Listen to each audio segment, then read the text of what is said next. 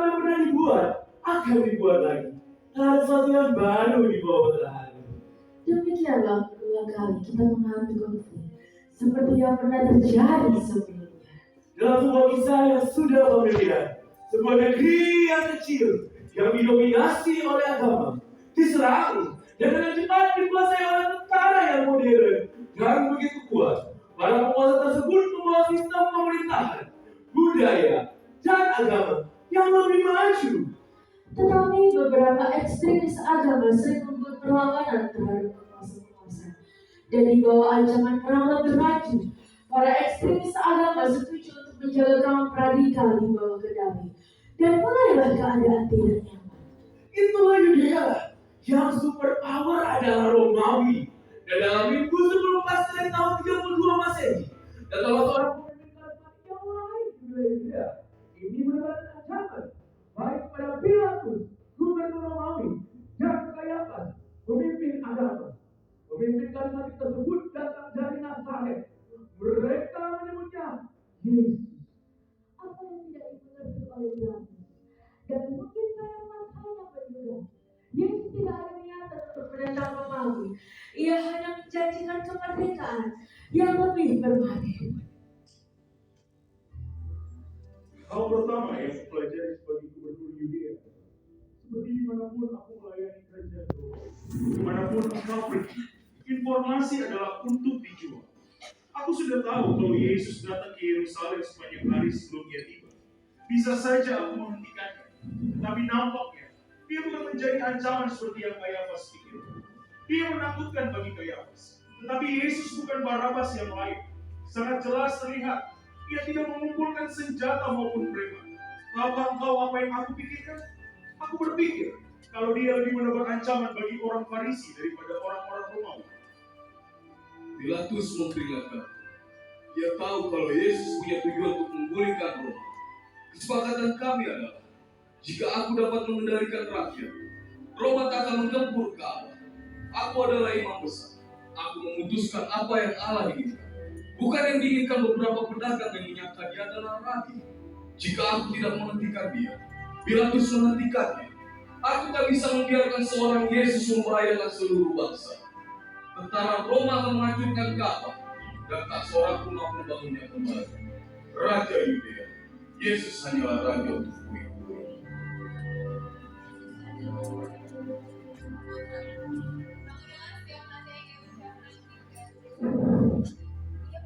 Semua orang berpikir kalau ia datang ke Yerusalem untuk memulihkan kerajaan Romawi. Mereka salah. Ia lebih peduli pada beban orang Farisi daripada beban orang Romawi. Ia tidak ingin menjadi raja di kerajaan mereka. Ia ingin menjadi hamba. Murid-murid tetap memahami. Aku tak percaya melihat orang banyak itu. Mereka memekik, bersorak-sorai. Mereka mengharapkan Yesus. Pikirku, dan kami tiba di satu titik di mana kami tak bisa balikan. Dan aku tahu hal itu. 11 murid yang lain pun tahu. Engkau dapat melihat itu di mata mereka. Hanya beberapa jam jarak kami dari Yerusalem. Momentum itu senang membawa kami bersama-sama. Kami tidak tahu apa yang akan terjadi. Bahkan Petrus membawa pedang.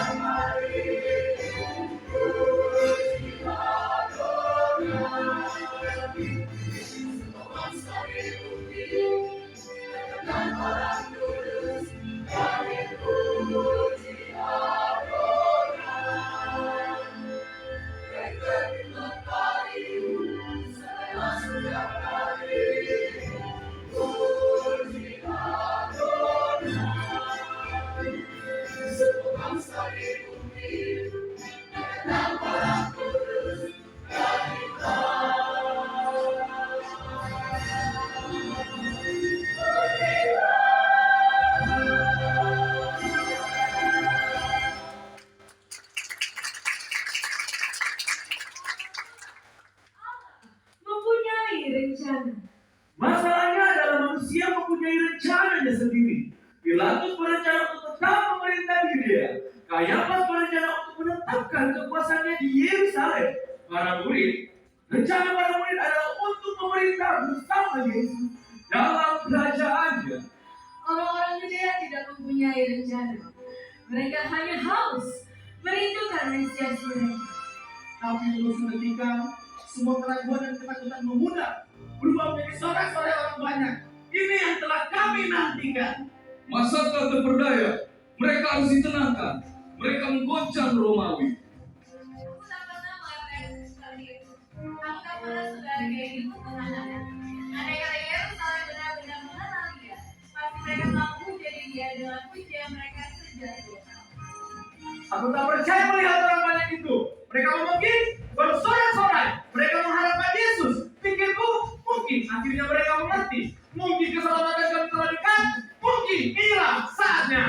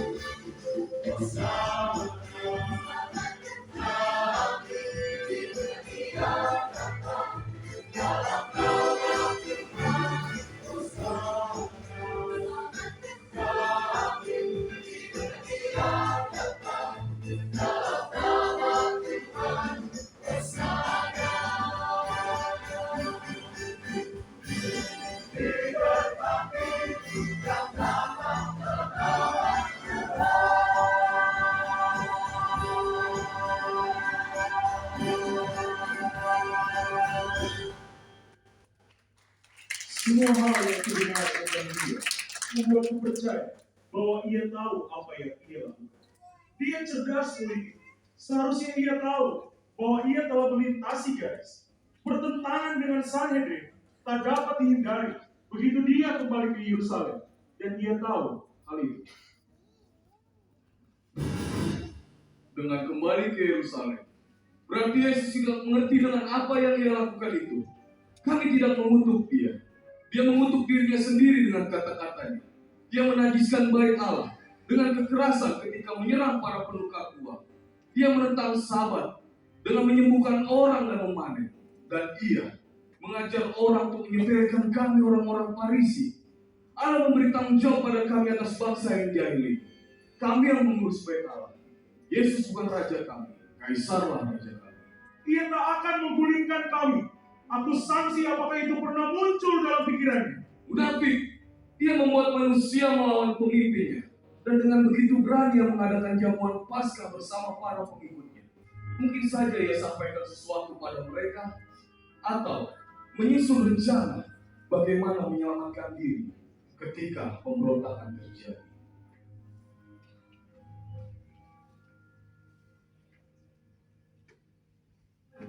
Sebenarnya Yesus sedang mempersiapkan para muridnya untuk apa yang akan terjadi nanti.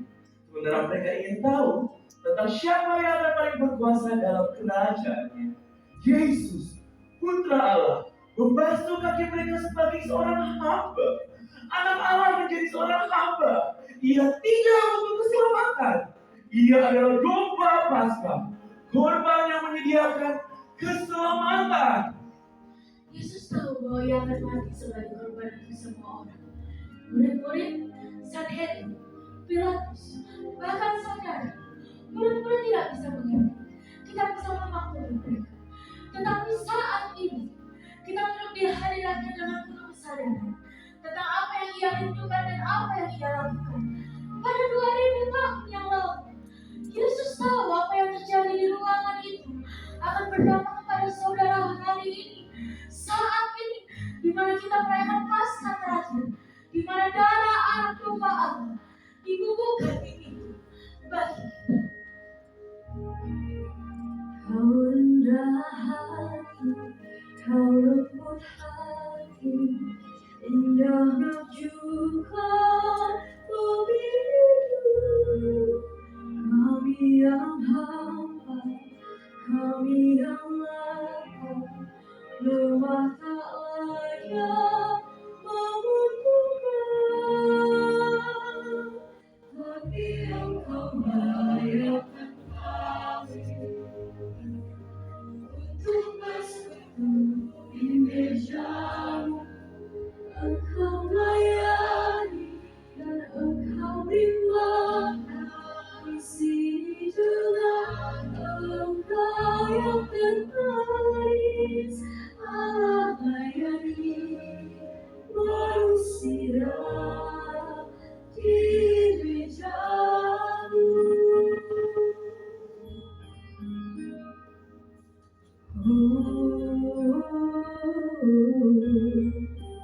Kau rendah hati, kau lembut hati, indah takjubkan kami hidup. Kami yang hamba, kami yang lapar, lemah tak layak membutuhkan. Kami yang kau layakkan kami untuk bersekutu di meja-Mu. Engkau layani dan Engkau rimbakan di sini dengan Engkau yang terbaik. Layakkan kami untuk bersekutu di meja-Mu. Engkau layani dan Engkau rimbakan di sini dengan Engkau yang terbaik. Allah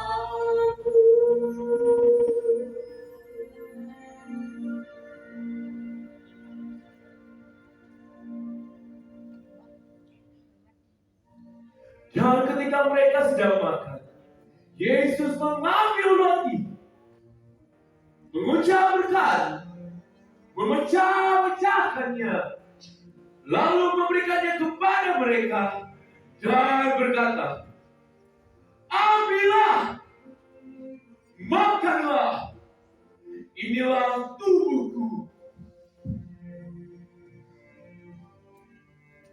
Sesudah itu ia mengambil cawan, mengucap syukur, lalu memberikannya kepada mereka dan berkata, minumlah kamu semua dari cawan ini, sebab inilah darahku, darah perjanjian yang ditumpahkan bagi banyak orang untuk pengampunan dosa.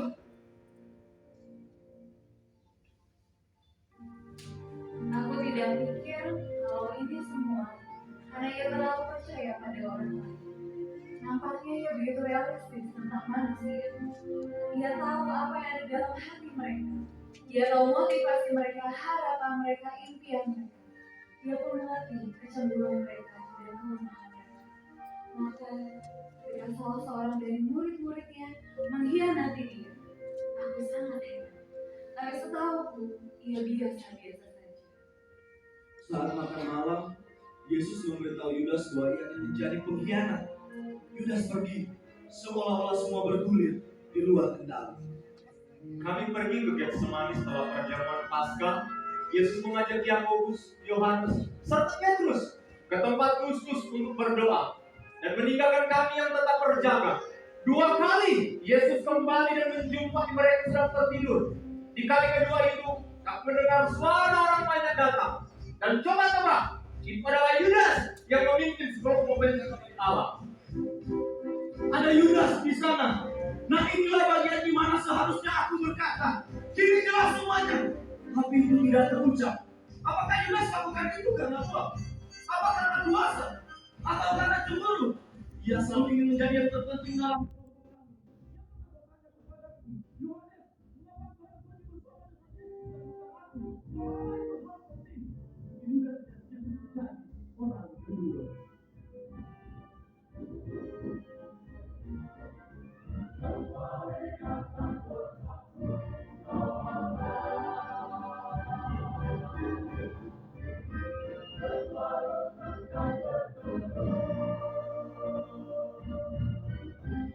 Ketika masa datang untuk membawanya, kami tahu ini bahaya. Sampai di waktunya untuk melakukan hal itu. Maukah saudara apa yang kami lakukan? Kami lari. Katakan pada dirimu sendiri, kau tidak akan seperti kami. Hanya Petrus yang lari karena mereka yang membawa Yesus. Mungkin dia lebih memiliki keberanian daripada kami.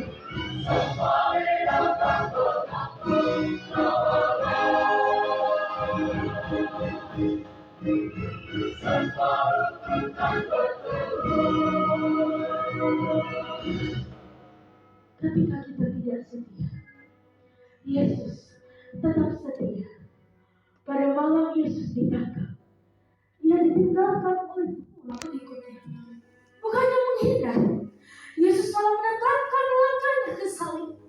Terkadang kita lebih mudah percaya bahwa ia mati bagi orang-orang kafir daripada kita percaya bahwa ia mati bagi orang-orang yang telah menyerahkan hidup dan diri dia, tapi mengkhianati dia, menyangkal dia, dan melarikan diri. Lalu mereka membawanya kepada, kepadaku, seakan-akan aku mempunyai keberatan terhadapnya. Mengapa? Dia bukan masalah buat Roma. Dia adalah masalah mereka. Aku tidak menjumpai sedikit pun tindakannya yang melawan hukum Romawi. Orang-orang Farisi lah yang ingin segera membunuhnya secara politik. Bukan aku. Ada yang tidak biasa terhadap orang itu. Beberapa pasukan, bahkan lebih dari 1 perwira percaya bahwa Yesus adalah seperti yang ia katakan. Bahkan istriku pun pernah bermimpi tentang Yesus. Ia memperingatkan aku untuk tidak melakukan apapun terhadap orang itu. Ia tidak bersalah, katanya. Aku telah begitu percaya selama beberapa tahun. Lalu semua yang kupercaya seperti mati. Semua kami pernah berkata, kami mau mati untuk dia, tapi kami tak lakukan itu. Maka ketika mereka cerita padaku, kalau Pilatus sedang menyalibkan dia, mana mungkin aku percaya pada kata mereka. Aku pun tidak mempercayai diriku lagi.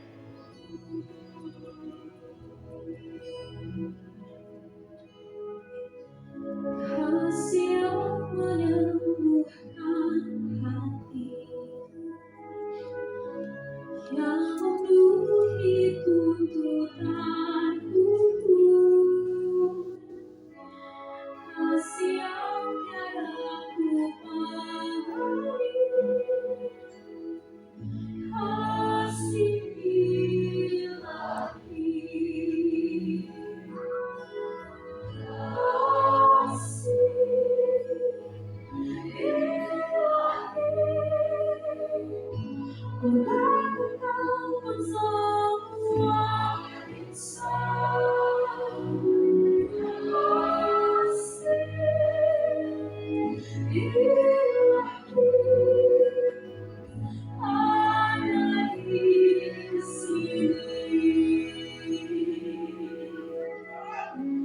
Dari surga dan di dunia ada orang pilihan, Yesus mana senang datang, kasih ilahi.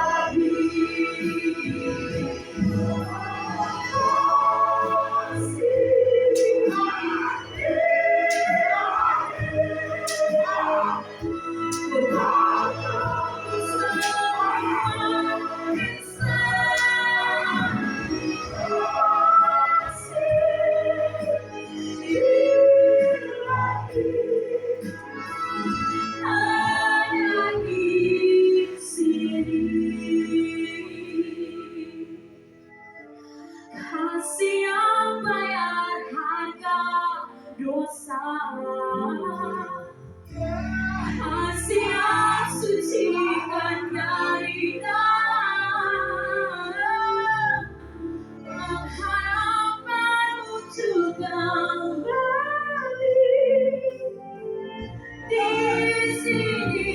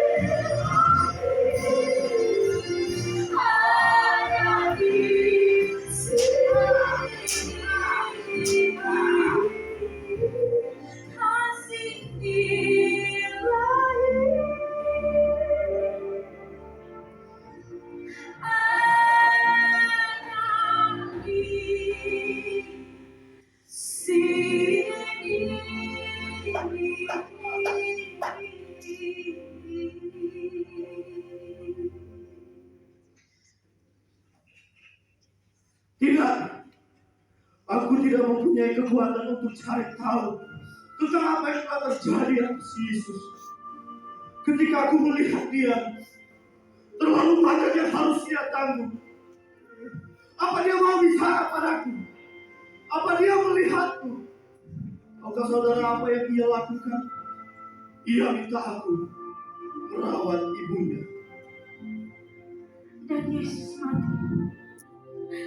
Inilah babak akhir anak domba Paskah. Anak domba yang akan mati dengan seluruh kekuatannya. Anak domba yang disalibkan, yang menebus segala dosa umat manusia. Dia tidak bersalah, tetapi dia bersalah untuk setiap dosa yang pernah dilakukan atau yang akan dilakukan. Itu ditangguhkan atas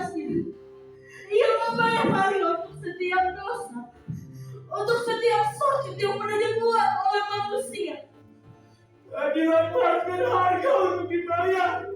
Tapi Allah berharga untuk kita. Sejak Allah memerintahkan bangsa Israel dengan darah dan domba, dunia menantikan Allah untuk membebaskan setiap pribadi. Sekali lagi dengan darah anak domba.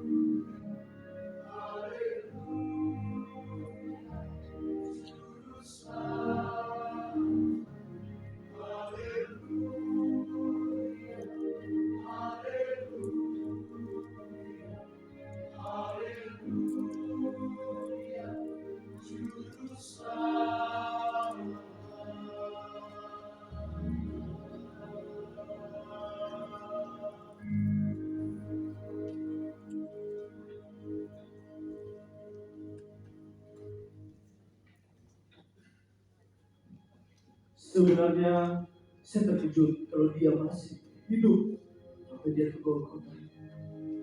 Jika aku tidak mengetahui itu adalah Yesus, aku tidak akan percaya itu adalah dia. Dia tak dikenali lagi. Berdarah-darah, bengkak, dan luka karena cambuk. Bagaimana mungkin ada orang bisa melakukan hal seperti itu pada sesamanya? Berbagai perasaan meliputi pikiranku panik melihat anakku dibunuh di depan mata. Pemandangan itu akan membunuhku juga. Tapi jauh di dalam hatiku, aku tahu aku harus ada di sana. Aku pun di sana sejak hari dia di langit. Aku yang pertama kali memeluk tubuhnya, menghangatkan dia, menuntut tangannya ketika ia takut sebagai seorang anak, mengusap dahinya saat dia sakit. Maka dari itu, aku tahu aku harus ada di sana, entah apapun yang akan terjadi.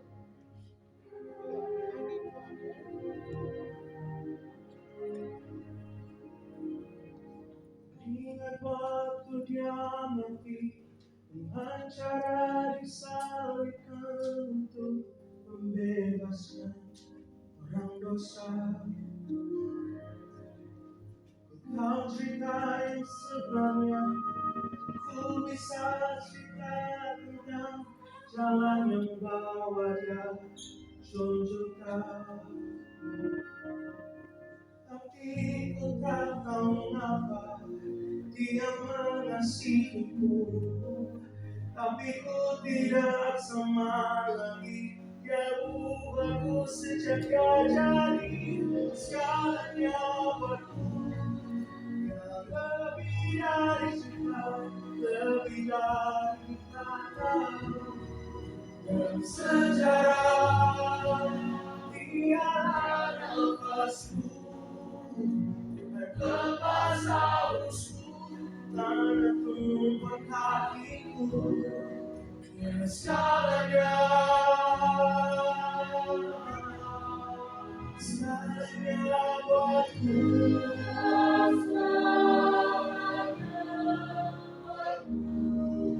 Semakin tambah itu, semakin ku sadari betapa dekat kehidupan ini. Ku mau saksi padanya tentang kasih yang buatku, mereka harus mengalami juga.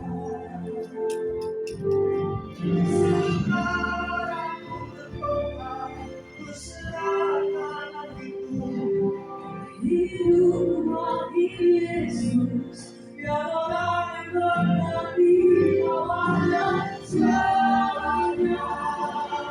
Yang lebih dari cinta, lebih dari kata, yang sejarah, yang pasti, lepas hausku. Segalanya ketika ku lihat hidupku yang baru,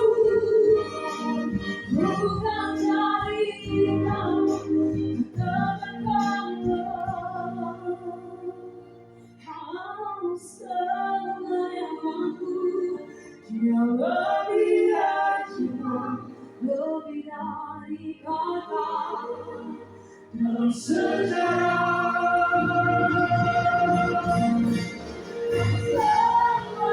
Aku yang lebih dari kata yang sudah nafasku lepas harusku dan kuat kau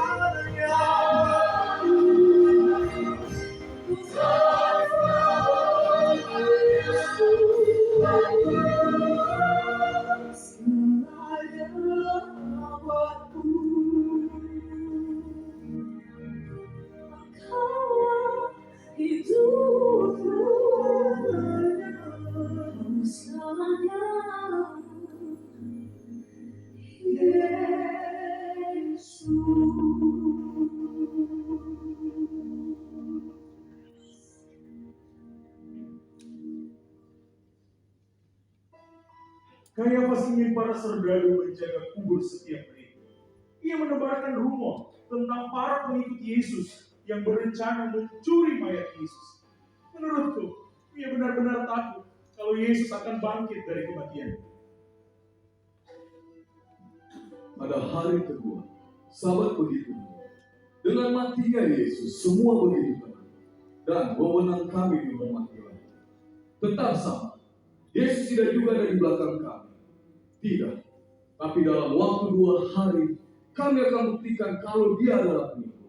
Kami sanggup menghentikan setiap pemberontakan yang terjadi di dalam namanya, hanya dengan menunjukkan jenazah. Kami tidak tahu apakah orang Roma atau Sanhedrin ini akan datang pada kami selanjutnya. Aku bolak-balik di antara teror bahwa mereka akan membunuh kami. Mata-mataku memberitahu kalau murid-murid Yesus bersembunyi di ruang tertutup di seluruh kota.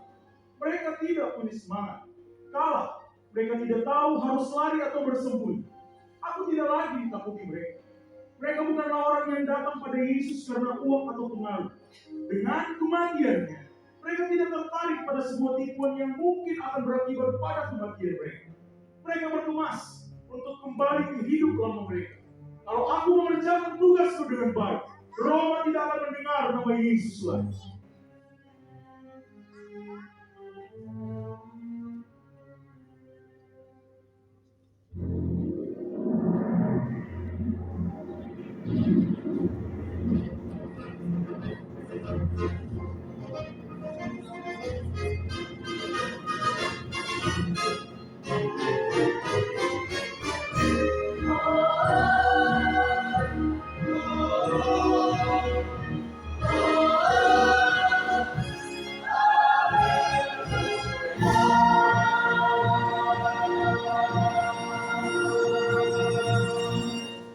Berita datang dari Maria Magdalena.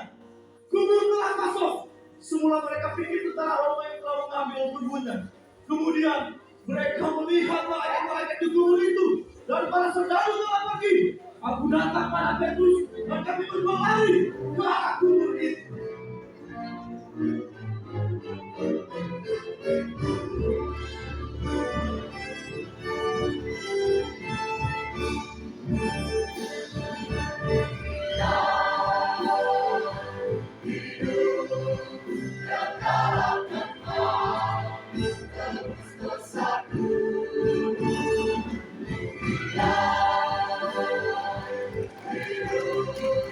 Oh,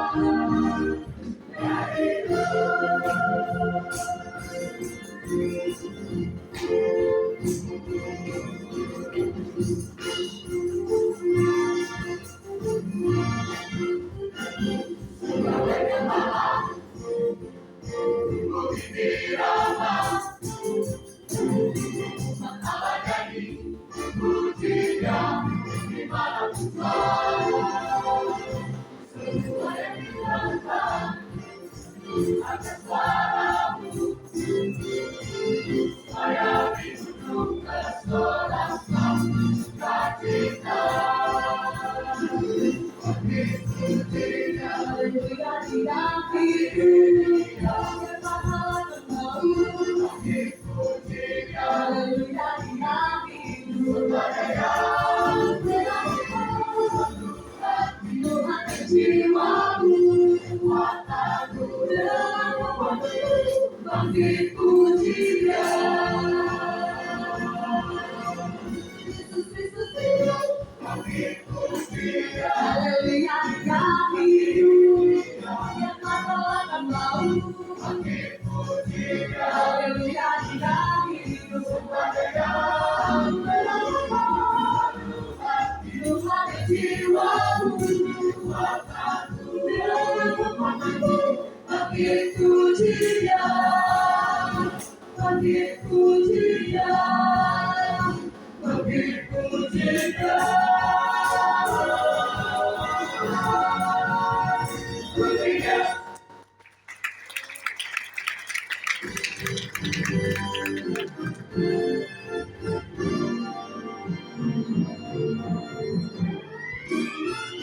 Pada hari ini, aku menyampaikan pesan kubur lebih awal. Aku nantikan laporan harian dari para pengawal. Tetapi mereka tidak ada di sana. Kubur telah kosong. Aku berpikir, kalau para pengawal telah mati dibunuh oleh orang-orang yang mencuri tubuh Yesus. Semoga saja mereka telah pergi meninggalkan pos mereka. Maka mereka berkata bahwa Dia telah tiada, Dia telah bangkit. Aku tidak mau membangun harapan-harapanku lagi hanya untuk menyaksikan mereka mati di depan mataku seperti waktu Paskah. Kami berjumpa para pengawal. Mereka mengklaim bahwa mereka telah melihat malaikat mereka dan Yesus maka keluar dari kubur. Pasti itu juga yang akan dikatakan jika aku diancam akan dihukum mati. Tidak ada ampun bagi tentara Roma yang meninggalkan posnya. Aku telah mengingatkan mereka tentang hal itu. Aku katakan pada mereka bahwa harapan satu-satunya adalah katakan, jika mereka telah disergap oleh perampok-perampok kubur, kami memberi mereka uang untuk menyebarkan cerita.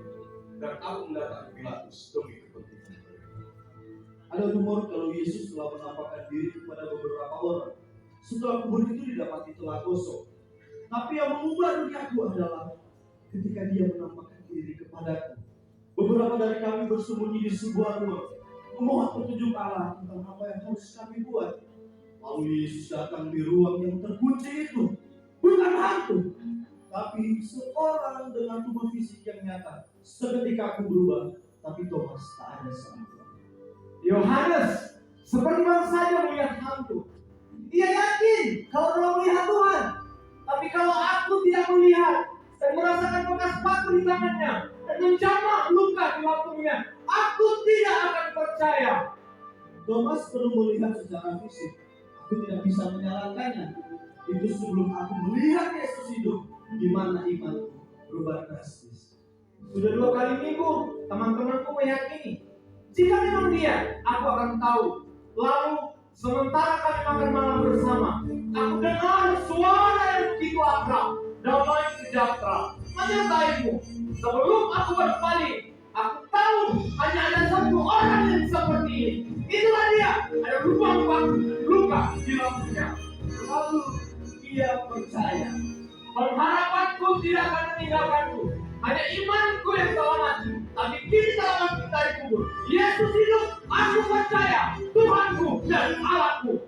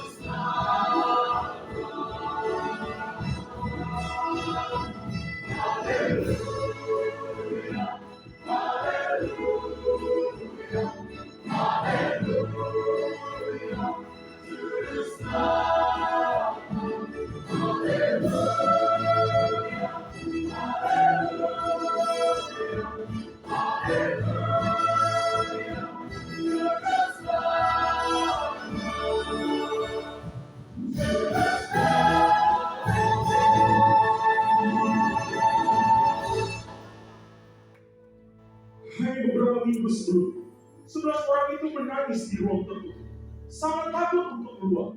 Tetapi setelah berita tentang penampakan Yesus, mereka menjadi berubah. Kata mereka, dia ada di Galilea, dan mereka ke sana. Mereka tanpa rasa takut, mereka menjadi berani. Dan untuk pertama kali sejak aku mengenal mereka, mereka tidak takut mati. Harapan berubah menjadi putus asa, kemudian berubah menjadi percaya. Aku takut kalau sekarang Roma akan mendengar nama Yesus lagi. Roma adalah kerajaan dunia pertama yang berhubungan dengan Kristus.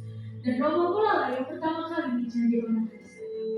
Tidak sampai 1 bulan, murid-murid dengan penuh keyakinan memberitakan Kristus yang telah dilangkitkan itu tanpa takut mati. Akhirnya, semua pengikut Yesus kecuali 1 orang telah mati syahid dalam nama Yesus. Apa yang telah mengubahkan mereka? Mengapa mereka begitu berani mengorbankan hidup yang telah mereka perjuangkan dengan begitu berat? Manusia mencari uang, kekuasaan, atau pengaruh lebih takut mati dibandingkan orang lain. Satu-satunya hal yang bisa menjelaskan fenomena ini adalah percaya. Percaya yang melampaui pengetahuan sederhana tentang sebuah kenyataan. Saudara tahu, ini tidak cukup sekedar percaya yang begitu saja. Percaya harus disertai dengan keputusan untuk mengikuti. Di Yudea, 2000 tahun yang lalu, 11 pengikut Yesus orang Nazaret itu telah percaya, dan dunia diubahkan. Thomas memiliki kesempatan untuk percaya, sebab ia dapat melihat Tuhan yang dimatikan. Tetapi kita memiliki kesempatan yang besar, karena Yesus berkata kepada Thomas, "Kalau engkau telah melihat aku, maka engkau percaya. Berbahagia mereka yang tidak melihat, namun percaya." Thank you for God's love. Thank you for God you did, bearing all my sin and shame. In love you care, give amazing grace. Thank you for this love, Lord. Thank you for empty space. Was in your blessing love.